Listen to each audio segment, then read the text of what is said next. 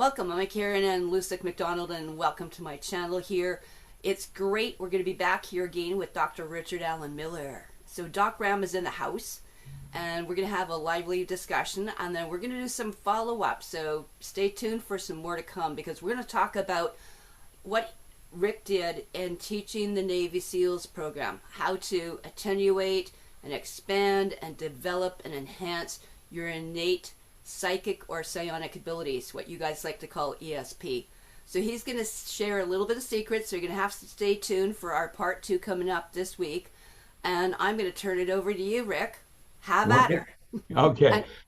In 1970, Stanley Krippner, Dr. Stan Krippner, invited me to come to New York on what was the first psychotronic seminars, where a whole bunch of people from Russia and other people came in. And my paper I delivered was on Kirlian photography. This was I graduated in 68 from Princeton and MIT, and came to work and was working at Boeing in 1968. In 1970, I had already done some research on what Kirlian photography was and was not. Right. And everybody at that time thought it was reading the aura, that somehow you were reading the aura. What actually happened is one of my professors at Washington State University took my work and created the first MRI at Washington State University based on the work I did. And what Kirlian photography was just secondary emission of electrons. What they did is put an ionizing field around your body, and they would ionize your odoriferous molecules, releasing on gases. In India, they have this is I want everybody to know that these are the people that that call me every day on robotic calls trying to interrupt things like this. It's being done with intent, and it really is starting to irritate me, and I'd like everybody to know that this is this crap going on now on telephones. Sorry, you can edit that out if you like. Not just, we're going raw here. You know, one of the things, I just want to backtrack for a minute, because I have a medical background. So for those people that don't know what an MRI, and if you've missed it, is a magnetic resonance imaging. So in the hospitals and in the medical field, we use those like CAT scans. It's a more developed thing of using magnetics to actually provide us imaging, and we can get it into cells. But that was what I did as you developed trying to disprove Russian things, and I discovered it was a secondary emission of electrons. But Dr. Bender at Washington State University took that material and then built the first MRI at Washington State University. It was developed out of Texas, but Pullman is out of Washington State, and that's a true story. But what happened, the real reason I was there was that Stan wanted to introduce me to Edward Mitchell. I didn't know Ed Mitchell at that time. And Ed, at that time, was an astronaut working with NASA, and he invited me to do the ESP studies with him at Mission Control in 1971. Now, you have to realize that back then, in 1971, both ESP and hypnosis were pseudosciences. They were considered not real. They were pseudosciences. Yeah. And what I did was all Ed did was go around the moon. And the reason we did the ESP studies that way is that we had a larger distance than you could get on Earth and so on, and blockage, you know, when he was around the moon, to prove that ESP was independent of time and it was independent of space. That means it's something else that physics had not yet explored. And we used the moon as a solid entity blocking his ability to communicate, and we used the distance to the moon, which was further than anything on Earth. And that was how we were able to show that it was outside space and time. And it's instantaneous. And that was never discovered. Well, I did some studies. My master's in solid state physics at Delaware was excitation emission to VK center luminescence. And that was basically to show that on a crystal, you had events, horizons, and precursor waves that were outside space-time. And that was my graduate thesis that allowed me to have even Stan consider me doing some of these studies, which required concepts beyond what normal physics at that time had as models for reality. Remember, when we had quantum mechanics back then, they measure on space and time, and that's when you take an analog system and you digitize it. You lose something in the information. What happens is an uncertainty principle, Heisenberg, and what that essentially means is the more you know about one thing, the less you know about the other. Yeah, that's true. And well, that's the way it is. You That's can't what get it there. is, isn't it? Yeah. So when I did these experiments, I made some remarkable discoveries, and I published those in a paper, and Duke challenged me on it, Duke University, and I proved it in 1979. It turns out, and this is the new model that will supersede my holographic universe by some 55 years. I wrote that 55 years ago, working on information outside space-time. Rather than using space and time as measurements, I used measurements of information and resolution of information. And now I'm rewriting that equation into what we call the multiverse. Stay tuned on that one. That'll be an interesting discovery as my exit song when I turn into a worm casing or something. But ESP, it turns out all these different altered states that we have explored, from dimethyltryptamine, marijuana, and so on, the laws of physics differ. And that's why God put crabgrass, the most commonest plant on the planet, put dimethyltryptamine in it. Now, it isn't the dimethyltryptamine in crabgrass that gets you high, it's your immune system's response to it. If that's a false number, no, it isn't. It's Adele. Adele, I'm on recording right now. I'll call you later. Bye-bye. So what happened is that I got to click my thoughts. This is scattering me, and I don't like this kinds of interruption. That's what happens to me and why I'm not getting any writing done. And I hate whining. I need a little more cheese, please, with my whining. Yeah, giggle. Huh? All right, let's go back. So I studied with John Curtis Gowan at Northridge and the ontology of mystical states.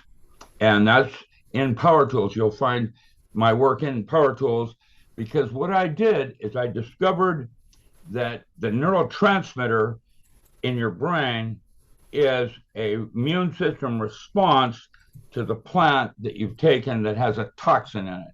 The drug dimethyltryptamine is, oh, okay, good. The dimethyltryptamine is 5-alpha in crabgrass, whereas 5-alpha dimethyltryptamine, whereas the neurotransmitter that actually gets you high, if you call it a high, is N, N hyphen dimethyltryptamine. That's one of the studies I did in anesthesiology that gave me tenure. In 1 year, I got tenure in anesthesiology. I can't believe it. I did a bunch of things like that. I can't believe that. I'm a nurse. I know what it takes to be an anesthesiologist. But, well, yeah, I was working, you know, there are a bunch of really creepy people. We were on 4th floor at the UW. I worked under Ray Fink and John Bonica. And there's all kinds of weird people that were around me that you've probably heard of. But what I was doing was ketamine, telepathy, which is now dimethyltryptamine, and BZ gas and studies. And I discovered that it's your immune system's response to the drug that then overproduces N, release in your body that is the thing that gets you high. The thing is, if you've learned how to meditate and train your mind as a tool, rather than get high for escape and recreation, if you use that high as a way to control, using your mind as a tool, you can achieve your purpose. Mine was to discover what altered states were and what they were for. And it turns out the laws of physics are different in each of these different states, where you can do things in this state you can't do in that state. And the one I discovered at Mission Control is there's an altered state, very precise, not where I am, consciousness. It's a dream state, but right somewhere to the left of your ear. You go to that place, and your ability in guessing is 400 times where you are right now. That's what that particular state is.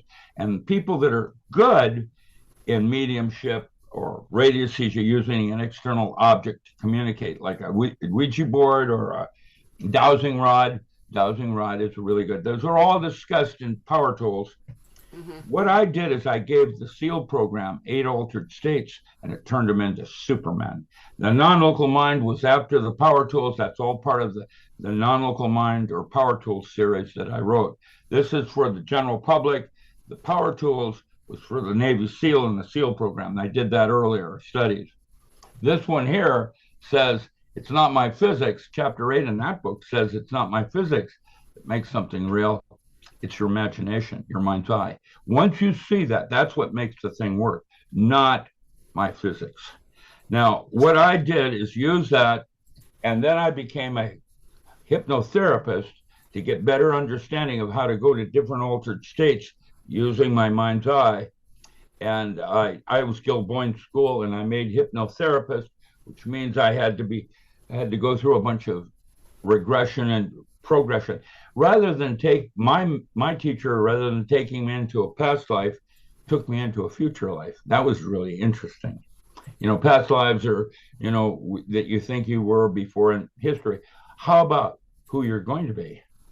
Oh, wouldn't that be exciting, right? So yeah, it was enlightening for someone like me, because I see things a little differently than other people. I notice things other people don't. And I'm now going to try to use that by speaking backwards in time to you, because I'm not even here anymore. This is a dream state, consciousness, and the ESP state that you go to is also part of your dream state, but it's a different part of the dream, because time and space are constructs. They're not real.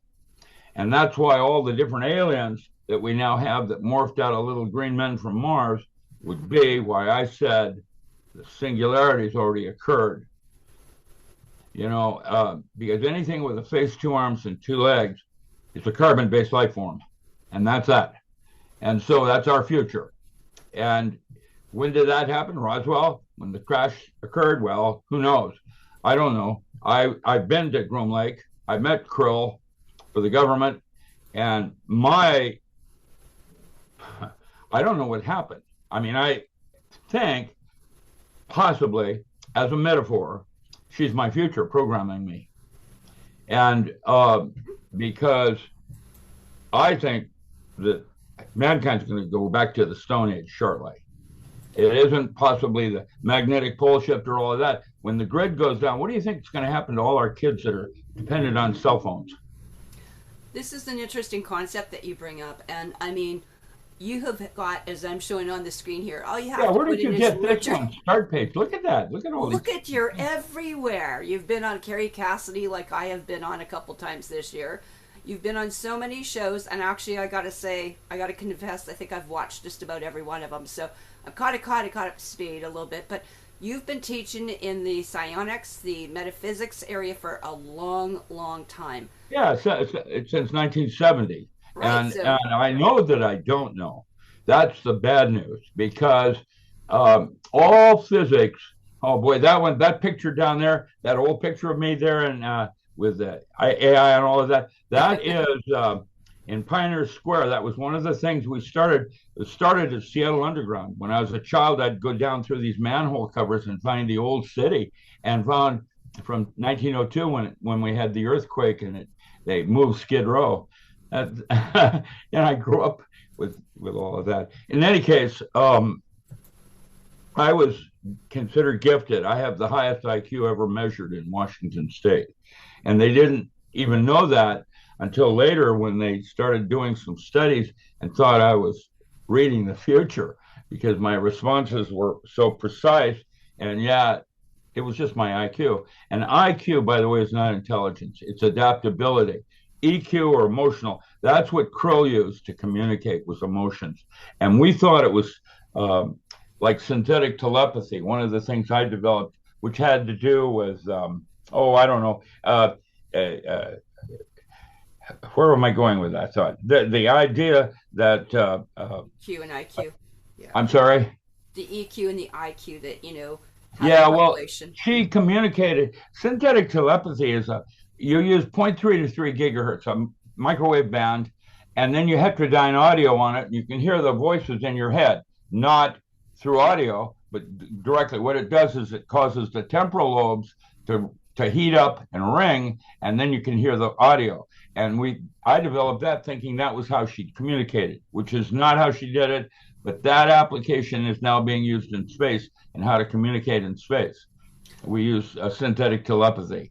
So Alan that would Frey. be that may be part of, like, I was just on, because I deal with some of the synergy groups with Sabrina Wallace, and she's talked very much about the wide area and the medical area of body networks and how these cyber sensors are in people, especially in the military. Everyone has been flooded with them for over 70 years, and this voice to skull, or there's so many different. I mean, I've seen the patents over and over again. So Oh yeah, well, it's like but here's the deal. 802.15.4. I got it. Like, What it's in you the do is IDE. if you turn the audio part tetradyne down, you now don't hear it as a voice in your head. You think it's your thought. And I get a lot of That's clients how like they that. can confuse people. Yeah, they've got the tinnitus that they're hearing the things as well, or they are actually literally, and I have actually Hearing voices in your head. Yeah, I that's have been with soldiers and talking to some of my clients, whether they're vets or active, and I have literally heard the beam of that, operation going. So, I mean, I've been a third party to that. So I'm quite well aware of it in here. I've been in a car that they've taken over too, from space. So one of the things, just to go on, you talked a little bit about the children. We were looking at going possibly back to the Stone Age. Do you think it's going to happen this year? You've well. mentioned Imagine previously what these kids are Beetlejuice. going to do when they don't have their cell phone to use, Yeah. and all of a sudden food becomes limited. What do you think is going to happen Oh, with a good gown? we're already going into In chaos. 3 generations, we'll be back to the Stone Age because those kids don't know how to fix that. Oh, they can't fix a tire at this point, or Well, here's the deal. plant a garden, do the from the ground to the seed to the back to the table. They're missing basic thrival skills. I don't use the word survival. Well, But that's why I went into agriculture and left the military back in the 70s. I right, moved to Eastern Washington and went up into the Cascades and became a mountain man trying to grow herbs. And it wasn't until I moved down here to Oregon in '84 I started teaching it. And what actually happened then was that Henry Barth, the fifth richest man in the world, heard that I'd left the military, flew all the way over from Nuremberg, hired me on the spot, and gave me 28 farms in 4 states, mostly hop farms because they had dryers and things like that. Because a lot of the crops, you can't field dry them. You have to air dry them or in some way dehydrate them or whatever. And that's where I got my knowledge base in agriculture, working under a bunch of different farm managers with an aircraft going to the different farms, 300 acres on each farm, 28 farms, 300 acres on different crops. What do you think I learned on that? gardening 101, just like we have biodynamics, permaculture. Well, biodynamics came from what's his face that did the permaculture, Bill Mollison, and I did the first interviews on him when I was writing my column at Acres USA. After I'd been working in agriculture, Bill Mollison wanted to come over from Australia, and I did him, and I did Fukuoka, the one straw revolution guy in Acres USA. And that's how old I am in these areas. And I don't know what's actually going to go down now. But I can tell you, there's another book on here that I'm selling that talks about the dosimetry or LD50 ratios on all the different parts of your body. Everything is toxic. In your eyes, for example, on these LEDs that they put on a computer, the blue light that's near ultraviolet, and it is very damaging on your eye, especially at night when it adjusts to nighttime. And so, of course, using them on an automobile, those special, they're really hard on your eye. And there's dosimetry. What dosimetry is LD50 ratio. That means with exposure to this amount of radiation and that bandwidth, 50% die. That's what LD50 ratio means. But this study that I did, what it did is it moved the SEALs from using logic, like if I do this, am I going to get shot or not shot? And what it did is it put that into a little ball and moved it up to the next area. That was area where you're actually working with instinct like a dog, and you don't even need to eat bacon to get there. I know about your bacon. Well, what are the why things does my dog love you more than me? I like to teach. I like to teach. And what's his face looked down and he said, "Well, I feed it bacon." There you go. Anyway, one of the things I just put up here too is you've got many numerous books here on how to do herbs, native plants, also to doing mushrooms, mushroom farms, sustainability, sprouting, all that type of things are in here. And I think these should be at the bedside and definitely at the coffee table, and they should be in your bug in and your bug out bag. So I think this is just amazing, because even as you put here, and I've looked at it many times too, right? I mean, I live in the mountains too, right? So I'm at a really nice area. Well, I'm just an old grumpy man now. The thing is, I need to leave some footprints. I've got 147 unfinished manuscripts, and I'm not being allowed to write it because I don't have the capital to move out of this terrible place I'm living.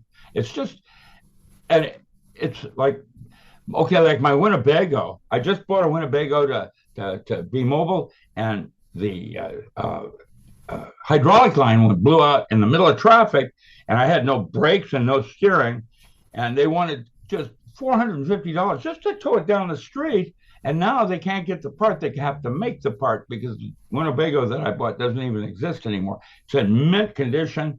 And I'm going to say this about that.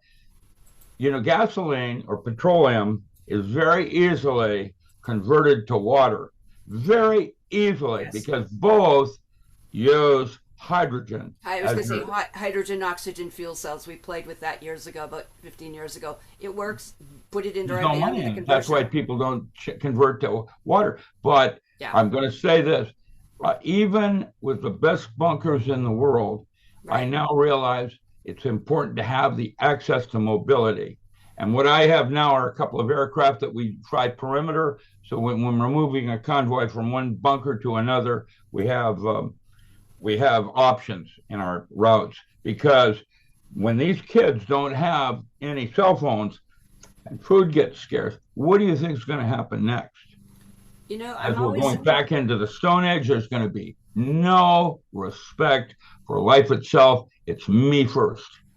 And that's what I'm concerned about. When we're talking about getting an emergency broadcast alert, and I don't think I've been in too many situations where we've had direct energy weapons used. I have seen them myself, so I don't need someone to tell me that these direct energy weapons are setting off these fires and floods and fogs. I do biofeedback, as you can see in the background. I can assess it just like Mike Adams, whether we use electron microscopes or we use radio seeds. You know what the best weapon in the world is? Do tell.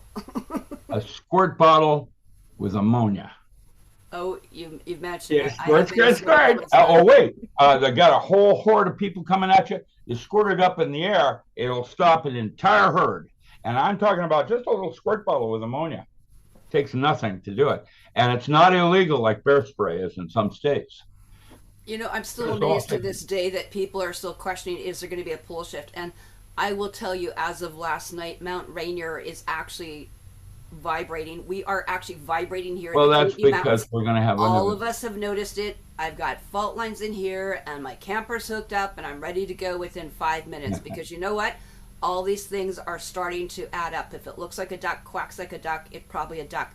I've had people tell me there's only one pole or two, and I went, you have no clue.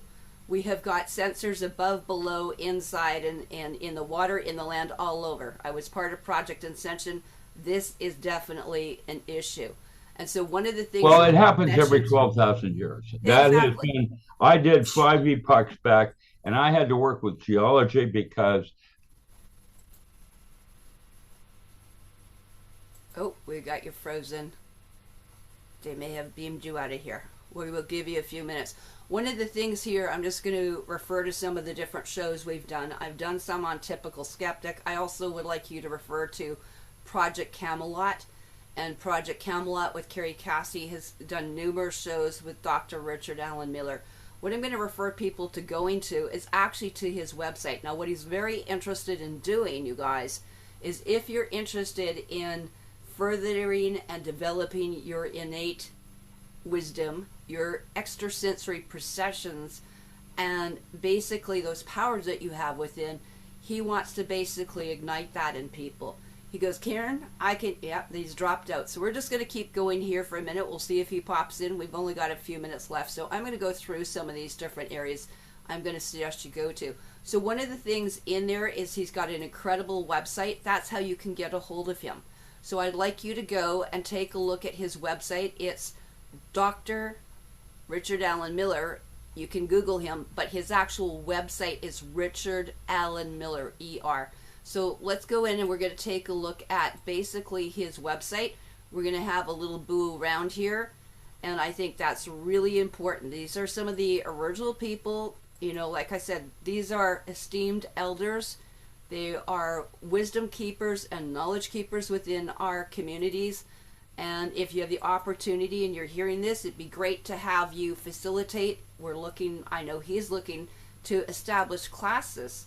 And if we could get somewhere like, 50 or 100 people, I know he wants to at about $50 each, you could sit in on some of these classes and develop it. Or he's open to doing one-on-one for consultation. So these are some of the different things you can definitely take a look at. And we're going to go over, I'm going to screen share where you can go and how you can get in contact with him. So again, Dr. Richard Allen Miller, let's just go through his curriculum vitae. Resume, physics, metaphysics, farming, agriculture, anesthesia, development of medical equipment. He has been working in all these projects. He helped develop the CERN, the synchrotron, the LHC, the Mariner 4 mission to be up there on Mars. So a linear accelerator and hydrogen bubbles are no very, like I said, simple little tasks. He's been involved in all these at above top secret. He holds a GS 18 clearance. That means he does not answer to anyone. He has open black vault access to anywhere on these planets and looks after protecting some of these things here. Worked for 11 years as the Navy Intel in the Department of Anesthesiology and further lodges the actual equipment that we use in hospitals to this day. If you're part of into that stuff about holographic and embryonic holography, targeted individuals, microwave, synthetic telepathy, the synergy that we're talking about, then you want to maybe get a hold of him, because a lot of the stuff that he developed and stuff like that, that's why some of the covert operations were developed trying to undermine and sabotage some of this, which is used in the voice to skull technology or targeting for people. He was the real X-Files. Falk Mulder, did you know he actually sat in Hollywood and was the advisor to that for 6 shows? So if you're an X-Files, junkie on that, and again, the phenomenal for the Navy SEAL Corporation and stuff like that. So many of these ESPs, things that go back to Gene Dixon and Uri Geller and Edgar Mitchell, part of the astronaut program and the dark side of the moon, you're going to want to talk to him on the super soldier techniques that he trained them in from SEAL Team 1 to 5. Besides that, he was a little, tennis pro himself as well. And again, these are some of the psychic, and high-level traditions and lodges. And his grandfather was actually the magician that helped train Houdini. So if this is just a little bit of stuff that you would like to have a consult with him, we're going to have you go to his Richard Allen Miller. So that's one thing in here, and this is how to contact him. So if you have any questions, go in here and give him a contact. If you have, like I said, any inquiries, you want to do interviews, you want to take a look at something, there's stuff in his profiles. He's looking definitely for people in here that can help him in the IT and getting his websites and stuff more user-friendly. And definitely in here if you're interested in his books or products. But definitely if you would like to do something, do give him a call at richardallenmiller.com. Anyway, I want to thank you guys for being here. I think you just have to take a look at some of this and play with the website, see what he's got in here. And one of the things to do, if you're into consciousness technology, you're into health, you're into basically the radio psychology of this, looking at the spirituality things of this, this man's sitting on 147 manuscripts that are ready to go. If it's something that interests you, you can probably take a look at. Thank you for joining me. I'm Karen and Lucyk MacDonald, and look forward to hearing from you. Take care and have a wonderful day.